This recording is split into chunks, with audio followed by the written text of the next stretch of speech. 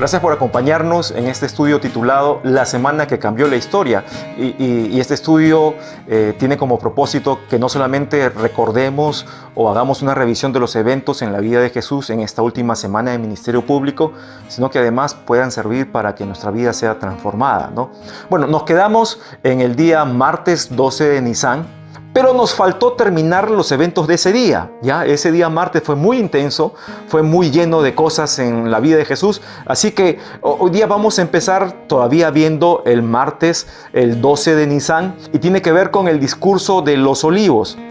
Al salir del templo, Jesús sale con sus discípulos y ellos se encuentran asombrados por la majestuosidad, por la belleza de la edificación del templo, ¿no? Y acompáñame por favor a Mateo capítulo 24 y vamos a leer ahí el versículo 1. Dice: cuando Jesús salió del templo y se iba, se acercaron sus discípulos para mostrarle los edificios del templo. Respondiendo él les dijo: ¿veis todo esto? De cierto os digo que no quedará aquí piedra sobre piedra que no sea derribada. Entonces, lo que Jesús hace aquí es anunciar la destrucción del templo. Claro, los discípulos estaban asombrados del templo y Jesús les dice: no se asombren porque esto va a ser destruido. Y Jesús está haciendo un anuncio profético aquí, por si acaso, un anuncio profético.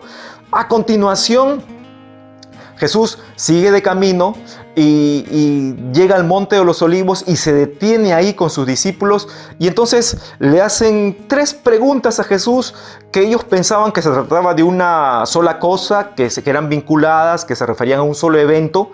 Pero en realidad Jesús le da una respuesta diferente a cada una de esas preguntas. No, pero vamos a ver qué es lo que dice. Mateo 24, desde el versículo 3, dice: y estando él sentado en el Monte de los Olivos, los discípulos se le acercaron aparte diciendo: dinos, y aquí vienen las 3 preguntas. Primera, ¿cuándo serán estas cosas? Y estaban hablando precisamente de la destrucción del templo, ¿no? ¿Y qué señal habrá de tu venida? Segunda pregunta, señal de la venida. Ahora, recuerda, Jesús había venido de tener una discusión con los líderes religiosos. Había venido de maldecir la higuera que simbolizaba la nación de Israel. Había salido de anunciar la destrucción del templo de los judíos. Entonces, en este contexto hay que entender de que la pregunta que hacen los discípulos tiene que ver con la nación judía, con su identidad como judíos. Entonces, cuando habla de la venida, es interesante que en griego esa palabra es parusía. Y parusía significa presencia, aparición personal o algo así. Entonces está hablando de la aparición, de la presencia continua que nunca iba a terminar de él, del Señor entre ellos. Por supuesto que ellos habían visto a su maestro hacer un montón de cosas, pero querían saber cuándo se iba a instaurar definitivamente este reino, ¿no? Por eso es que dicen: ¿qué señales habrá de tu venida para quedarte o para establecerte definitivamente? A eso se refieren, ¿no? Y del fin del siglo. Y nuevamente te digo, ten en mente que en el contexto la pregunta tiene un carácter de identidad judía, ¿no? Y le dice del fin del siglo o del fin del dominio de los gentiles sobre el pueblo judío. Jesús responde hablando de la destrucción del templo que sucedió pocos años después, ¿no? En el año 70, bajo el liderazgo del general romano Tito, es cuando después de la primera guerra judeo-romana, que empezó en el año 66 después de Cristo, él sitia la ciudad. Bueno, los datos históricos son abundantes al respecto, ¿no? Sitia la ciudad, la ataca, invade Jerusalén, destruye el templo, le pone fuego al templo, ¿no? Hace una gran destrucción. Entonces, esta primera pregunta se cumple con la destrucción del templo en el año 70 después de Cristo. Pero hay otras preguntas. Pero para responder a estas preguntas, Jesús usa o tiene en mente algo que estoy seguro que los discípulos también tenían en mente, que era la famosa profecía de las semanas que recibió Daniel. Así que acompáñenme al libro de Daniel, por favor, capítulo 9, versículos del 24 al 27. Dice: 70 semanas están determinadas sobre tu pueblo y sobre tu santa ciudad, para terminar la prevaricación y poner fin al pecado y expiar la iniquidad, para traer la justicia perdurable y sellar la visión y la profecía y ungir al santo de los muertos. Y esta es y ungir al santo de los santos, perdón. Esta es la famosa profecía de las 70 semanas llamadas los 70 sietes o las hebdómadas. Ahora, en el original no dice exactamente semanas, sino 70 siete, 70 grupos de sietes. Te digo, hermano, que de verdad estudiar a profundidad estas 70 semanas nos tardaría más de una hora, ¿no? Varias horas posiblemente, ¿no? Pero te digo puntualmente lo que tiene relación con lo que dice Jesús en Mateo 24, y es que el hito para el inicio de las semanas tenía que ver con la orden, el edicto para la reconstrucción de Jerusalén, y eso sucede en el año 444 a.C. Es la orden que le da Artajerjes a Nehemías. Todos los trabajos de reconstrucción de la ciudad de Jerusalén se terminan alrededor del 395. Entonces ahí tenemos la primera semana, el primer grupo de 7, ¿no? O 49 años. Luego se cuentan 62 y estos 62 nos ponen en el día de la entrada triunfal de Jesús en Jerusalén. Te repito, posiblemente esto se pueda prestar a debates, no es mi intención dogmatizar en ningún sentido, pero te estoy diciendo simplemente lo que es mi convicción y lo que cuadra en mi entendimiento humilde de las Escrituras, ¿no? Y nos pone en el escenario de lo que ellas narran. Entonces ahí tenemos 7 más 62, 69. Falta una semana y esa es la semana con la que Jesús responde las últimas 2 preguntas de los discípulos en Mateo 24. Mira, la segunda pregunta es: ¿qué señal habrá de tu venida, de tu parusía, de cuando tú te vayas a quedar o tu presencia sea permanente?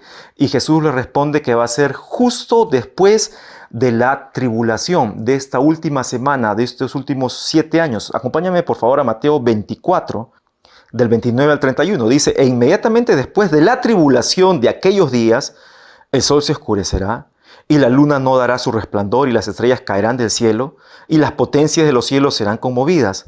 Entonces aparecerá la señal del Hijo del Hombre en el cielo, y entonces lamentarán todas las tribus de la tierra y verán al Hijo del Hombre viniendo sobre las nubes del cielo con poder y gran gloria. Y enviará a sus ángeles con gran voz de trompeta y juntarán a sus escogidos de los 4 vientos desde un extremo del cielo hasta el otro. Entonces Jesús está ubicando aquí su venida, conforme a la pregunta que habían hecho los discípulos, para instaurar su reino al final de la tribulación. Lo menciona literalmente, ¿no? La otra pregunta, del fin del siglo. Te decía, el fin del dominio gentil sobre los judíos. ¿Cuándo sucede eso? Pues otra vez la tribulación marca el inicio del fin del tiempo de dominio de los gentiles sobre la nación judía, ¿no? ¿Y cuándo sucede esto? Acompáñame nuevamente a Mateo 24. Dice el versículo 4, respondiendo Jesús le dijo: mirad que nadie os engañe, porque vendrán muchos en mi nombre diciendo: yo soy el Cristo, y a muchos se engañarán, y oiréis de guerras y rumores de guerras. Mirad que no os turbéis, porque es necesario que todo esto acontezca, pero aún no es el fin. Dice: porque se levantará nación contra nación y reino contra reino, y habrá pestes y hambres y terremotos en diferentes lugares, y todo esto será principio de dolores. Y esta primera parte es importante, hermanos, porque están pasando y han venido pasando en el mundo estas cosas que cita Jesús: rumores de guerra, gente que se dice que es expresamente el Mesías, o que tienen una intención mesiánica, y se hablan, pues, hermanos, de enfermedades. Ahorita mismo estamos en una emergencia sanitaria y todas estas cosas. Pero ¿sabes qué? La Biblia dice categóricamente: esto no es el fin. Y hay muchas personas que dicen: oh, son las señales de los últimos tiempos, ya estamos en los tiempos del fin. Pero estas cosas que están pasando, Jesús habló de eso y dice: no es el fin, ¿no? Pero a continuación, cuando dice principio de dolores, se abre, el paso siguiente es el inicio de la tribulación. Porque nos dice el siguiente versículo. Vamos a leer el versículo 9. Dice: entonces os entregarán a tribulación y os matarán y seréis aborrecidos de todas las gentes por causa de mi nombre. Muchos tropezarán entonces y se entregarán unos a otros, etc. Ahí es donde Jesús comienza a hablar de la tribulación. Hermanos, está hablando Jesús de esta última semana faltante de la profecía de las 70 semanas de Daniel. Ahora, ¿va a suceder el próximo año? ¿Va a suceder el siguiente mes? No lo sabemos. No lo sabemos. Lo único que podemos decir es que todas estas guerras y hambres y pestes no son el fin. porque lo dijo claramente Jesús, ¿no? Entonces, lo que viene a continuación es el inicio de la tribulación, y a mitad de tribulación sucede lo que Jesús explica aquí, no vamos a profundizar, ¿no? Viene la abominación desoladora de la que habla el profeta Daniel también, ¿no?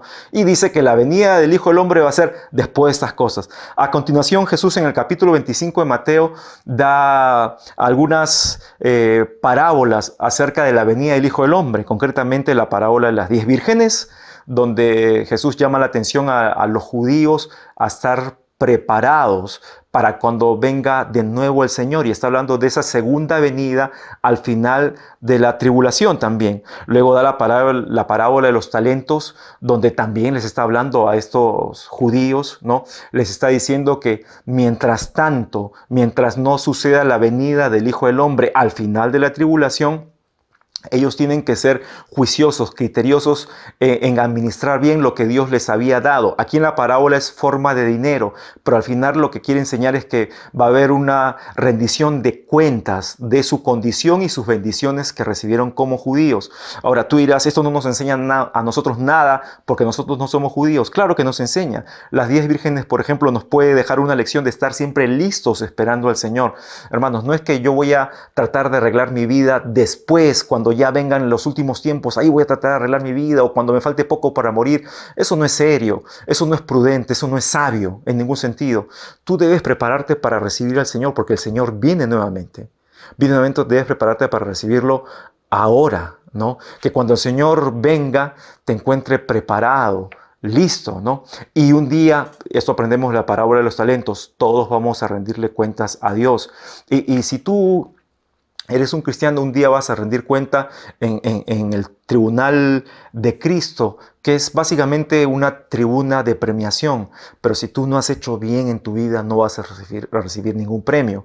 Y si tú no eres un cristiano, hay un juicio que se llama el juicio del gran trono blanco, que va a suceder, nos habla de esto el libro de Apocalipsis. El propósito de este juicio es condenar a todos aquellos que no creyeron en Jesús, cuyo nombre no fue hallado inscrito en el libro de la vida, ¿no? Es un juicio terrible. Y termina Jesús hablando del juicio sobre las naciones, con el tema de las ovejas y los cabritos, ¿no? En el cual anuncia un juicio.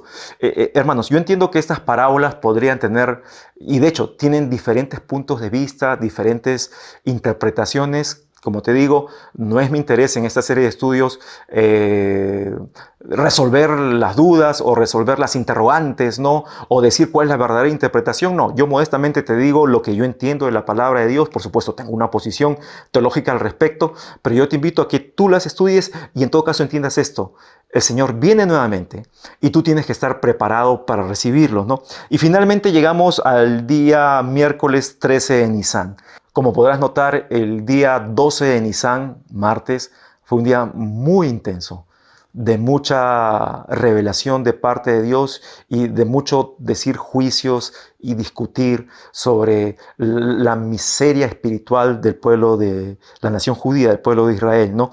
Pero viene el día miércoles, Mateo 26, versículo 1.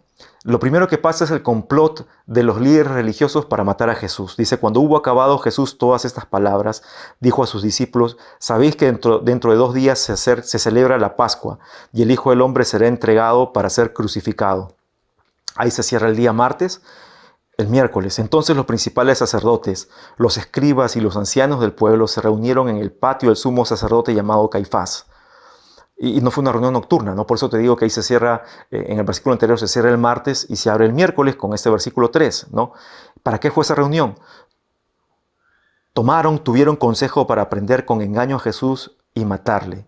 Pero decían, no durante la fiesta, para que no se haga alboroto en el pueblo. ¿Y a quién usaron para traicionar a Jesús? Lamentablemente, a uno de sus discípulos. Vamos al versículo 14. Entonces uno de los 12, que se llamaba Judas Iscariote, fue a los principales sacerdotes y les dijo, ¿qué me queréis dar? Y yo os lo entregaré. Y ellos le asignaron 30 piezas de plata, y desde entonces buscaba oportunidad para entregarle. Lamentablemente, estos líderes religiosos tuvieron la oportunidad. Se enfrentaron, se contactaron directamente con el Señor Jesús y no creyeron. ¿Y cuál fue su actitud? Vamos a sacarlo del panorama, vamos a acabar con él. Es incómodo, no nos conviene. Y claro, si nosotros lo vemos desde el punto de vista de la redención, se iba a ejecutar el plan de Dios, de todas maneras, ¿no? Pero qué lástima por su total incapacidad de creer, ¿no? Qué lástima. Y qué lástima por este personaje llamado Judas, ¿no? Estuvo 3 años con Jesús. Vio las cosas que tú y yo hubiésemos querido ver. Vio los asombrosos milagros, pero ¿saben qué? No creyó.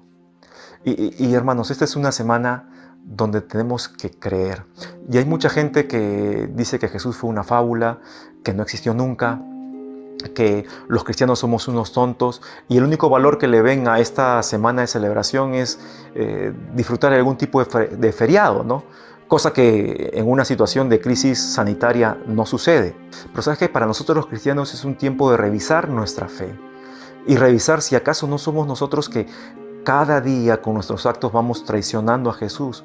¿O qué más tendría que hacer Jesús para que tú puedas creer en Él en tu vida? Si tú eres una persona que de repente estás viendo esto por primera vez, o no sé, te gusta tener información y por eso estás viendo esta serie de estudios, yo te invito a que no solamente tengas información en tu cabeza, sino que tengas transformación en tu corazón. A través de lo que vamos declarando y vamos contando en cada uno de estos días, yo te invito a que le entregues tu vida al Señor, porque ese Señor que vamos a ver después cómo entregó su vida por nosotros, es el único que puede traer salvación a tu vida y esperanza, por cierto.